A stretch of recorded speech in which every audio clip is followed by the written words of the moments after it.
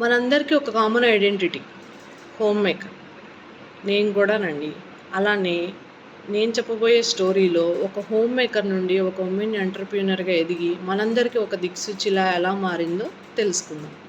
Life అంతా బావుంది అనుకున్న టైంలో ఆమె భర్త ఒక నదిలో దూకి ఆత్మహత్య చేసుకున్నాడు. 7,000 కోట్ల రూపాయల అప్పుల బాధలు భరించలేక అతను అలా చేశాడు. The most competitive brand in 2017-2019. అది అప్పట్లో చాలా సంచలనం. ఏమాత్రం బిజినెస్ బ్యాక్గ్రౌండ్ లేని ఆమె కేవలం సంస్థ కోసం, ఉద్యోగుల కోసమే సీఈఓ బాధ్యతను చేపట్టింది.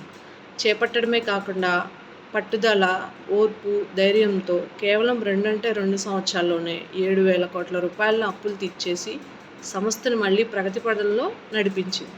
అందరి చేత ఔరా అనిపించుకుంది. ఆమె ఎవరో తెలుసా మీకు ఇంతకీ?